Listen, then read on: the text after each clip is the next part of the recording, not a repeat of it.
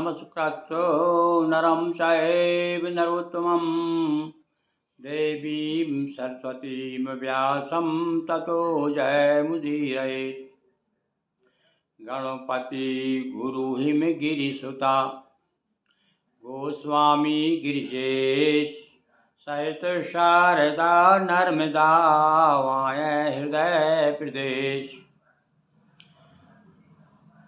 सर्वमंगल मांगल्ये शिवे सर्वार्थ साधिके शरण्ये त्र्यंबके गौरी नारायणी नमस्तुते। बोलिए दुर्गा महारानी की जय।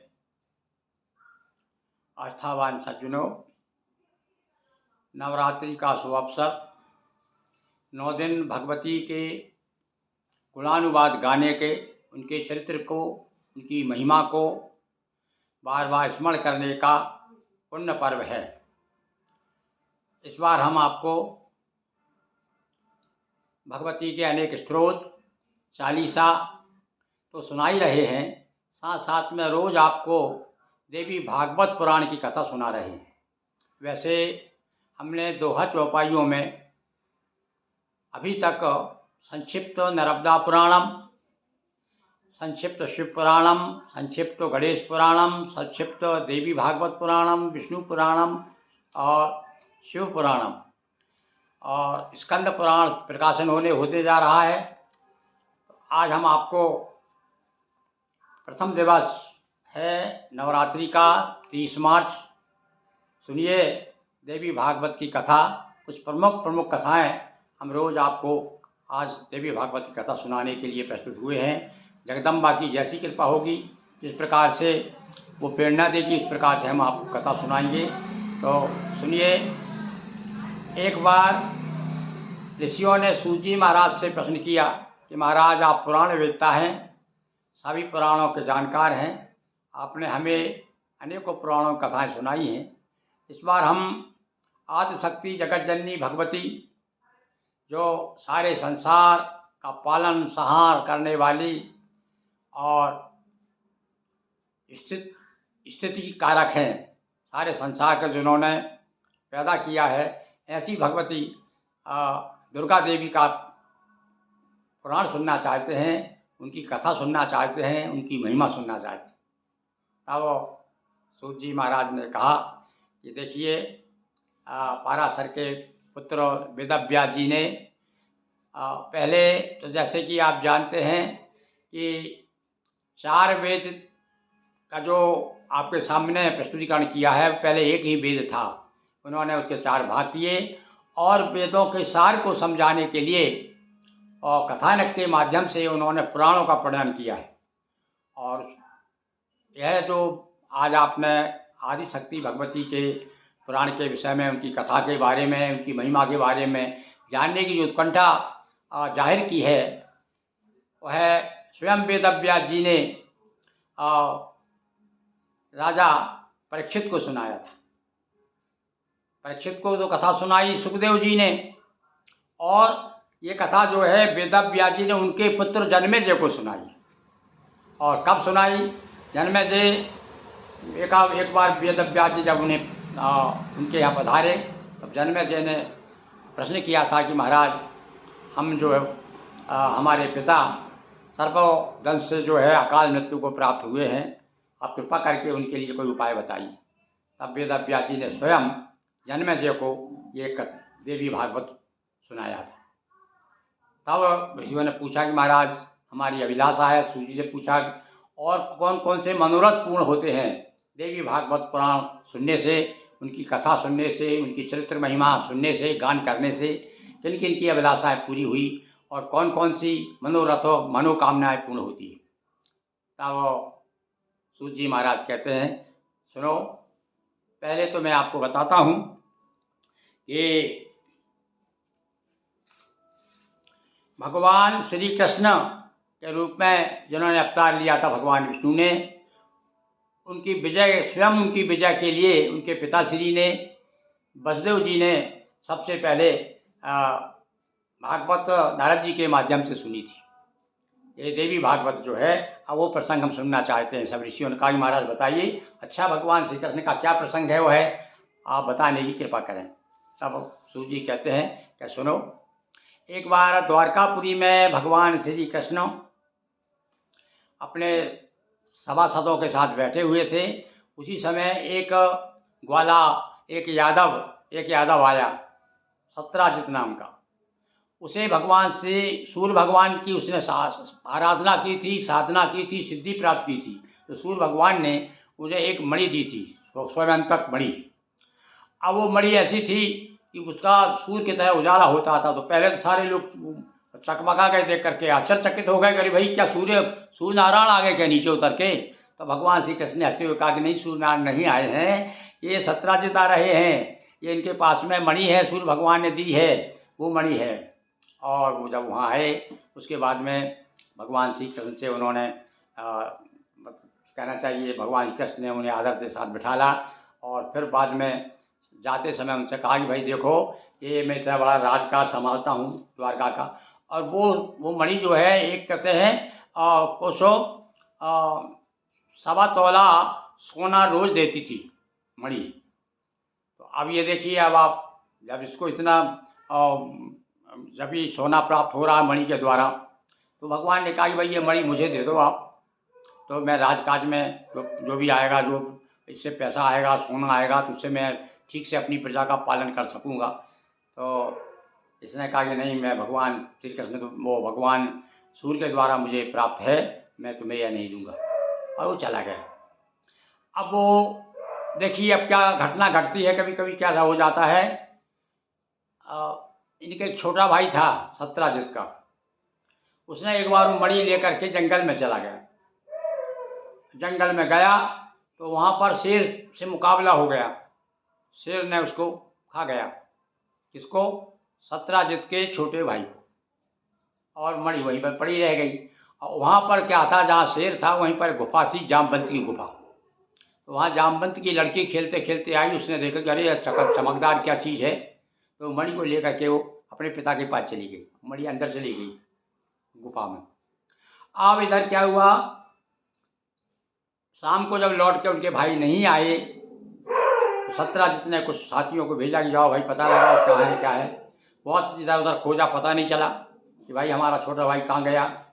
तो उसके इधर तो उसका पता नहीं चला, और इधर इसको शक हो गया। इसने क्या प्रचार किया थोड़ा थोड़ा कि देखो, कृष्ण ने मुझसे मणि मांगी थी। अब एक कथा लोग कहते हैं कि भैया श्री कृष्ण को क्यों उसको चोरी के इल्ज़ाम लगाया। उसके मन में लगा कि भगवान श्री कृष्ण ने चुराई हो मणि। अब भगवान श्री कृष्ण को पता चला कि अरे मेरे ऊपर इल्ज़ाम आ रहा है बिना कारण, जबकि मैंने चुराई नहीं है। तो उसने अपने मित्रों से कहा चलो अपन चलते हैं भाई, इसकी मणि ढूंढवाते हैं। भगवान श्री कृष्ण गए तो 10-12 दिन हो गए ढूंढते ढूंढते। अब इधर अब पिताजी उनके बड़े चिंतित हो गए, वसुदेव जी, भाई कृष्ण कहाँ चला गया भाई मेरा बच्चा। तो इधर जा कर के गुफा में जब पहुँचे, तो वहाँ गुफा में जा कर के भगवान कृष्ण ने कहा, सब मित्रों से कहा तुम एक काम करो, और देखो यहाँ पर जो शेर मरा पड़ा है, वो अंदर हो सकता है कुछ ना कुछ, अब तुम लोग वापस चले जाओ। उनको सबको वापस कर दिया। वो वैसे ही प्रसंग आपने देखा होगा। इस प्रकार से बाली चला गया था गुफा में, और सारे लोग लौट के चले आए थे। सुग्रीव लौट के चला आया था, बाली जब बहुत दिनों तक गुफा में से नहीं लौटा था। तो ऐसे ही भगवान श्री कृष्ण गुफा में जा कर के बहुत दिनों तक वो युद्ध करते रहे उससे, जामवंत से। वहाँ जाकर अंदर गए नहीं। तो अब इधर क्या हुआ, वसुदेव जी पिताजी को बड़ी चिंता हो गई। उसी समय नारद जी का आना हुआ। नारद जी से पूछा वसुदेव जी ने, अभी तो मेरा पुत्र बहुत दिन हो गए, कुशल है, कहाँ है पता नहीं है, ये सारे लोग लौट के चले आए हैं, वो गुफा में चला गया है। तब नारद ने कहा कि तुम चिंता मत करो, आदि शक्ति जगत जननी का पुराण, देवी भागवत पुराण, मैं उस कथा सुनाता हूँ, उसकी पूजन करो विधिवत। 7 दिन तक बड़ी विधि विधान के साथ में, 9 दिन 7 दिन जो भी उसका विधान है आगे हम बताएंगे। तो उस प्रकार से भगवती की आराधना की, देवी भागवत पुराण नारद जी ने सुनाया।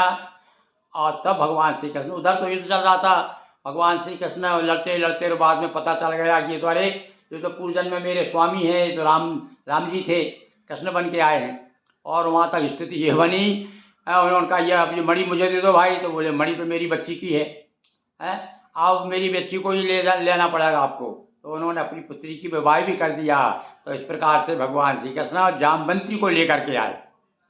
और जब इधर लौट के आए, इधर कथा उधर जिस समय किस दिन आए, जिस दिन वो भागवत देवी भागवत पुराण का समापन था, उस दिन लौट के आए। तो सारे लोग जय जयकार करने लगे, बोलिए दुर्गा महारानी की जय। तो हे संतो, इस प्रकार से अनेक मनोरथों को पूरा करने वाला ये देवी भागवत पुराण है। तब उन्होंने कहा कि महाराज और कुछ सुनाइए आप, और कौन कौन ने इस देवी भागवत पुराण कराया। इसके कहा अच्छा, तो फिर ध्यान आया उनको सूत जी महाराज को, अच्छा सुनो, हम तुमको एक और कथानक सुनाते हैं। एक बार क्या हुआ, अगस्त्य ऋषि अपनी, अब कौन सुना रहे हैं कथा, सूत जी बता रहे हैं कि एक बार अगस्त्य जी अपने लोपामुद्रा के साथ में स्वामी भगवान कार्तिक के पास पहुँचे और कार्तिक जी से भी वही प्रश्न किया कि आप हमें भगवती के कुछ चित्र सुनाइए। तब उन्होंने सुना कि अच्छा सुनो, अब तुमको भी एक महिमा और बताते हैं हम। तो यहाँ पर कार्तिक जी कह रहे हैं, अगस्त्य जी से कहते हैं कि भाई सुनिए, आप, एक राजा था। अब वो कौन से राजा थे, बोले मनु के पुत्र थे, श्राद्ध देव। तो उन्होंने, उनको वह संतान नहीं थी, तो उन्होंने संतान के लिए यज्ञ कराने का सोचा। ऋषियों से कहा कि भाई सुनो, हमको पुत्र चाहिए। अब ये देखो, यहाँ कभी कभी क्या गड़बड़ हो जाता है मामला। रानी जो थी, रानी चाहती थी पुत्री और राजा चाहते थे पुत्र हो, श्राद्ध देव चाहते थे। और उन्होंने धीरे से पंडितों के कान भर दिए, उनको लोहा दे दिया होगा कि अरे महाराज सुनो, मुझे पुत्री चाहिए, आप तो ऐसा करिए, पुत्री होना चाहिए, पर राजा को पता ना चले। उन्होंने कहा ठीक है महारानी, हमको क्या है। तो उन्होंने भैया जो यज्ञ किया और जहाँ पुत्र की लिए संकल्प बोलना था, पुत्री का बोल दिया और बोल करके यज्ञ करा दिया। और यज्ञ कराने के बाद में पुत्री पैदा हुई, जिसका इला नाम रखा गया। राजा को बड़ा आश्चर्य हुआ, वशिष्ठ जी को बुलाया, बोले गुरुदेव, अरे आपसे हमने यज्ञ कराया और ये क्या कर दिया आपने, ये आपके ऋषि मुनियों ने क्या, तो ये कर्ताओं ने, अरे हमने तो पुत्र के लिए यज्ञ कराया था। तब वो पता चला, उनका अच्छा चिंता मत करो, समझ गए कि भाई कहीं कहीं गड़बड़ है, रानी के कहने से हमारे ऋषियों ने कुछ ऐसे मंत्र पढ़ दिए कि पुत्री हो गई। तो पुत्री का नाम इला रखा गया। फिर इस वशिष्ठ जी ने अपनी तपस्या के बल से, अब देखिए तपस्या में कितना बल होता है, तपस्या के बल से उसको पुत्र बना दिया, उसका नाम पर सुदुम्न रखा गया। अब देखिए देवी भागवत की कितनी सुंदर कथा है। अब यहाँ पर क्या हुआ, एक बार वो लड़का अच्छा पाला पोसा बड़ा हो गया, राजकुमार था, घोड़े पे बैठ करके और जंगल में गया। तो एक ऐसे स्थान पे पहुँच गया जहाँ भगवान शिव जी पार्वती के साथ जहाँ खेल करते रहते हैं एक उद्यान में। तो वहाँ पर क्या हुआ, कुछ लोग परेशान करते थे, कुछ चले जाते थे, तो पार्वती जी साथ में विहार करते थे, तो उनको श्राप दे दिया कि जो भी इसमें उद्यान में आ जाएगा, इस बगीचे में, इस क्षेत्र में आ जाएगा, वो स्त्री हो जाएगा। और लीजिए साहब, ये इसको तो पता नहीं था, ये सब बड़ी मुश्किल, स्त्री से तो पुरुष हुआ था, और पुरुष हो जाकर फिर वहाँ जाकर के पहुँचा तो क्षेत्र में गया, तो श्राप के कारण फिर से स्त्री हो गया। और इतनी सुंदर स्त्री हुआ कि उसके ऊपर बुध मोहित हो गए। समझ रहे हैं आप, बुध कौन है, ये चंद्रमा के पुत्र बुध। अब ये मोहित हो गए और वहाँ पर वो रहने लगे और उनने गंधर्व विवाह कर लिया उनके साथ में। अब इसको पता ही नहीं है राजा को। और यहाँ पर क्या हुआ, उससे एक पुरुरवा नाम का एक पुत्र पैदा हुआ नहीं, और ये इधर पर लौट के आ गए। अब जा करके जब पुत्री के रूप में फिर चिंता हुई भाई पिता को, अरे मेरी पुत्री हो गई है। तो फिर वशिष्ठ जी ने शिव जी को, पार्वती जी को आह्वान किया, प्रार्थना की कि आइए आप कृपा कीजिए इसको। तो भगवान शिव ने और फिर से उसे पुत्र बना दिया, पर एक शर्त रख दी भाई, बड़ी विचित्र कथा है। ये 1 महीना तो स्त्री रहेगा और 1 महीना पुरुष रहेगा। तब जा करके पार्वती जी की उसने बहुत विनती की। तब पार्वती जी ने कहा अच्छा जाओ, तुम 5 आवृत्ति देवी भागवत पुराण की कराओ और निश्चित रूप से तुम्हारी कामना सफल होगी। तब जा करके उसने, राजा ने देवी भागवत पुराण कराया। और देवी भागवत की महिमा इतनी है कि उसके 5 आवृत्ति के बाद में वो फिर से पुरुष हो गया। तो इस प्रकार से सूत जी महाराज कहते हैं कि संतो, तुमने कहा ना ये कौन सी अभिलाषाएँ पूरी होती। अच्छा सुनो, एक प्रसंग हम और सुनाते हैं, अब आगे कथा सुनाते हैं। वो कहते हैं कि ऋक्वाक नाम का ऋषि था, उसके एक पुत्र था। और बड़ा ही कहना चाहिए कि जो ऋषि की विशेषता है, ऋषि में जो गुण होते सारे गुण थे उसमें। और बड़े नित्य कर्म के साथ में रहता था। और गर्भाधान तक का संस्कार उस पहले ज़माने में तो भैया मुहूर्त देखा तो गर्भाधान का भी मुहूर्त देखा जाता था। और बड़े नियम धर्म से रहने वाला बड़ा सात्विक ऋषि था। पर उसका जो पुत्र हुआ तो बड़ा अत्याचारी हुआ। सारे काम उसके विपरीत थे, उसके पिता के विपरीत थे। सारे गांव बड़ा बदनाम होता है, यहाँ तक कि उसने एक ऋषि का को भगा के ले आया। बाप बड़ा नाराज हो गया। गया और पंडितों से पूछा कि भाई बात क्या है, मैंने अपने जीवन में ऐसा कौन सा गलत काम किया है? जो भी हमारे सनातन धर्म के अनुसार, जो वैदिक धर्म में, जो गृहस्थ के आश्रम में जो नियम है, सारे नियमों का पालन करता हूँ, बड़े सात्विकता के साथ रहता हूँ, समय पे मैंने गर्भधान किया था, सब कुछ हुआ, ये बच्चा मेरा ऐसा कैसे हुआ? तब पंडितों ने देख के बताया, अरे अरे यह रेवती नक्षत्र में गंडक के चतुर्थ चरण में हुआ है रेवती के, और ये गंड योग में हुआ है, इसलिए ऐसा हुआ है। तो आज सुनकर क्यों अच्छा बोले रेवती के कारण हुआ है। तो उन्होंने तो ऋषि था वो ऋक्वाक श्राप दे दिया तो जब तेरा पतन हो जाएगा। तो भैया वो उसका जाकर के एक पर्वत पे जाकर के पतन हुआ रेवती का, और वहाँ से जाकर एक कन्या प्रकट होती है। इधर तपस्या करने चला गया ये देवी जी की उपासना की। राजा से कहा कि तुम देवी जी की उपासना करो, तपस्या करो। वो तपस्या कर रहा था और उस समय ये पुत्री के रूप में प्राप्त हुई रेवती। क्योंकि वो रेवती से थी तो उसका नाम रेवती रखा गया। और इसको फिर ऋक्वाक ऋषि ने इसको पाला पोसा और इसको बड़ा किया। और उसकी बड़ी इच्छा थी कि मेरी पुत्री को कोई अच्छा राजा पति प्राप्त हो और बड़ा बलवान हो, धार्मिक हो। तब जाकर के उसे गर्ग ऋषि ने उपाय बताया कि तुम जाओ भगवती की आराधना करो, उनकी कृपा से निश्चित रूप से इसको ऐसा ही पुत्र प्राप्त होगा। तब जाकर के तो दुर्दम नाम का एक राजा आया उसको विवाह करने के लिए रेवती को। और वो एक जब आश्रम में आया उस समय ऋषि कहीं चले गए थे और रेवती से उसकी मुलाकात होती है। और उसके बाद में जाकर के उसे बताया गया, राजा को पंडितों ने बताया कि भाई देखो रेवती की नक्षत्र में इसकी शादी होना चाहिए, तब ये इसका जीवन सफल होगा। और जाकर के फिर रेवती नक्षत्र में जब प्रसन्न हुआ ऋक्वाक ऋषि और रेवती को अपने स्थान पर फिर से स्थापित किया। और जब वो नक्षत्र आया उस नक्षत्र में शादी हुई। उस समय भगवती देवी की आराधना की, भगवती प्रसन्न हुई और इसने वरदान मांगा कि मैं चाहता हूँ। अग्निदेव के प्रार्थना की तो अग्निदेव ने बताया था कि ऐसा ऐसा राजा तुमको मिलेगा, राजा आएगा दुर्दम नाम का और तुम्हारी पुत्री को विवाह करेगा। पर उसने कहा कि महाराज अब इधर क्या आप कथा आगे चलती है कि दुर्दम राजा जो है वो चाहता था कि मेरा ऐसा पुत्र हो जो कि मनवंतर का पति हो। तब जाकर के फिर भैया देवी भागवत पुराण का जाप पाठ करवाया गया, सब पारायण कराया गया और देवी भागवत की कृपा से अब उसके यहाँ पर जो पुत्र हुआ वो मनवंतर का से कह सकते अधिपति हुआ। तो ऐसी भैया बड़ी सुंदर सुंदर कथाएं देवी भागवत पुराण की है। आज हमने प्रथम दिवस में आपको ये 2-3 कथाएं सुनाई। एक तो पहली कथा में आपने देखा कि किस प्रकार से सत्राजित की मणि की कथा सुनी आपने। भगवान श्री कृष्ण के पिता श्री वसुदेव जी ने देवी भागवत पुराण का कथा कराई। अब इसके साथ में हम एक कथा और सुना देते हैं। वेदव्यास जी की कथा सुनिए कि भगवान सुखदेव का कैसे जन्म हुआ। ये भी भैया भगवती की आदिशक्ति जगत जननी की कृपा से उन्हीं की तपस्या से वेदव्यास जी ने तपस्या की तब उन्हें सुखदेव नाम के पुत्र प्राप्त हुए। तो उसकी बड़ी सुंदर कथा है।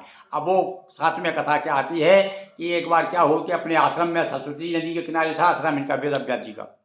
तो ये ऐसे बैठे हुए थे, ऐसे भजन कर रहे थे और उसी समय क्या हुआ एक चिड़िया का बच्चा चूँ चूँ चूँ चूँ कर रहा था वहाँ पर घोंसले में। तो उसकी चहक सुन करके इनके मन में भी आया कि अरे संतान मेरे भी पुत्र हो, संतान हो। भाई भी तो अभिलाषाएँ हैं और कामनाएँ कब जागृत हो जाए कह नहीं सकते। तब क्या करना चाहिए, बड़े उदास हुए, जंगल में चले गए। अब क्या करूँ मैं, किसकी तपस्या करूँ, किसका भजन करूँ तो ताकि मुझे जो है तो वहाँ पर जो है उनको फिर नारद जी प्राप्त होते और नारद जी उनको बताते हैं कि सुनो आप जो है देवी की शक्ति की उपासना करो।